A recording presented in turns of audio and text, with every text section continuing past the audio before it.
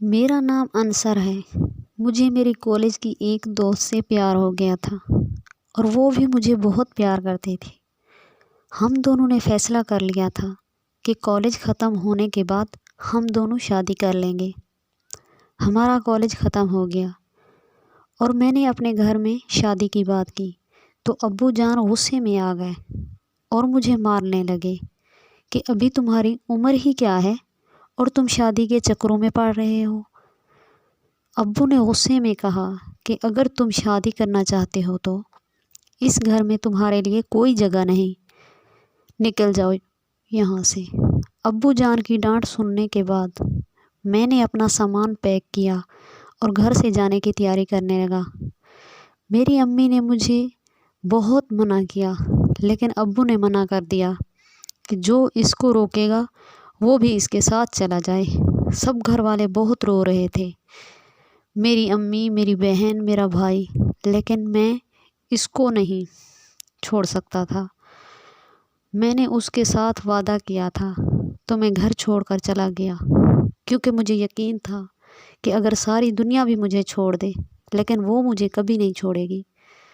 مجھے خود سے زیادہ اس پر یقین تھا۔ میں گھر چھوڑ کر جب اس کے پاس پہنچا تو اس نے مجھ سے جو باتیں کی وہ باتیں سن کر پتہ نہیں میں مر کیوں نہیں گیا۔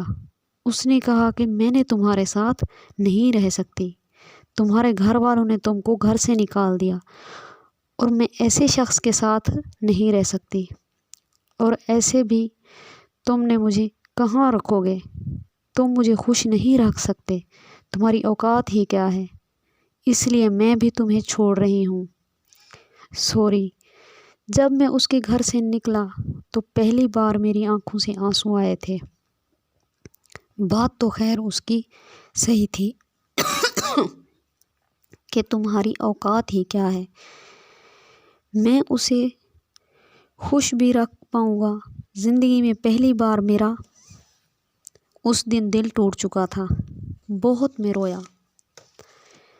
میں نے بہت سارے دن پارکوں میں سو کر گزار دیے، میں بہت دن بھوکا بھی رہا، بہت رویا بھی ہوں۔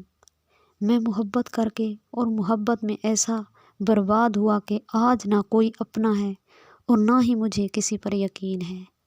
تنہائی اب مجھے بہت پسند ہے اور آج میں اپنی محبت سے کہنا چاہتا ہوں کہ تم نے وعدے کیے تھے ساتھ نبھانے کے، پھر چھوڑ دیا تم نے مجھے کسی بہانے سے۔